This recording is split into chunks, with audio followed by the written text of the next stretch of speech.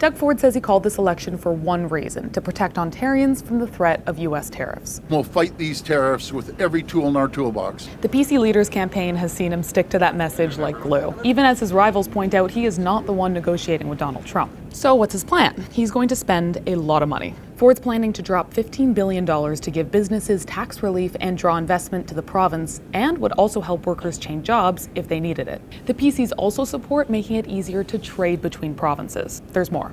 Ford will also top up the budget for roads, transit, and infrastructure by $22 billion, money that will be spent over years, plus $1.4 billion to get everyone access to primary care within 4 years. The party is against the federal carbon tax, which might be on its way out anyway, and will make its 5-cent a litre gas tax cut permanent. Ford also promised to make sure Ontario disability payments increase at the rate of inflation, and he's pledging $3 billion for affordable housing and shelters. NDP leader Marit Stiles wants to spend $830 million more a year on education, with a focus on repairs, ending streaming, and adding $1,500 in funding per year per student. Our schools are literally falling apart. Think groceries are too expensive? Marit Stiles does too. She's promising a monthly grocery rebate. How much you get would be based on your family size and income. The party says that plan would cost $5 billion.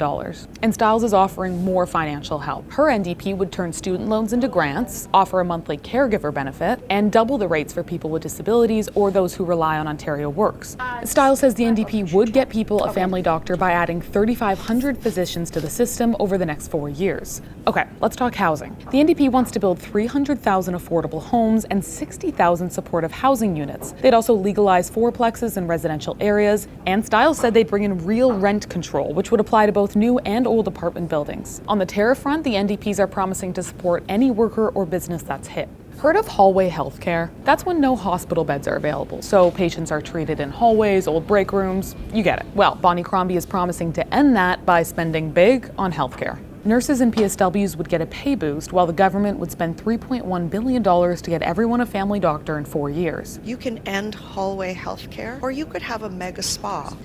On education, Crombie would eliminate interest on student loans. She'd also cap the number of international students at 10% per school. She also made headlines by promising to build platform edge doors on TTC subways, so there's a barrier between platform and track.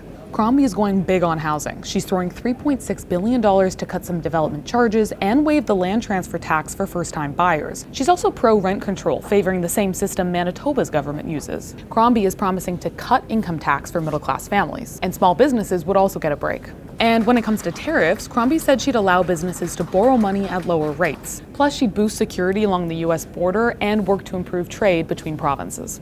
Mike Schreiner wants to reverse a whole whack of what Doug Ford has done in office. Highway 413, he'd scrap it. The future mega spa at Ontario Place, bye-bye. He'd also reopen supervised drug consumption sites, which are set to close this year. We have a crisis of caring in Ontario, and the Ontario Greens care about saving people's lives. The Green Party's platform calls for tax cuts for low-income Ontarians and tax hikes for those in the top bracket. Plus, they'd raise the minimum wage to $20 an hour. Despite Ford saying he'd never cut down a dandelion, Schreiner has some big plans to build housing. He wants to put up $2 million in the next decade. How? Greens would legalize 4-story buildings called fourplexes across the province. They'd nix some development charges and get rid of the expensive transfer tax for first-time homebuyers. Need a family doctor? The Greens are promising to recruit 3,500 so everyone has access in 3 to 4 years. They'd also double disability and welfare rates and boost post-secondary funding. As for tariffs, Schreiner says he'd create a task force for trade negotiations and start a fund to help businesses feeling the sting.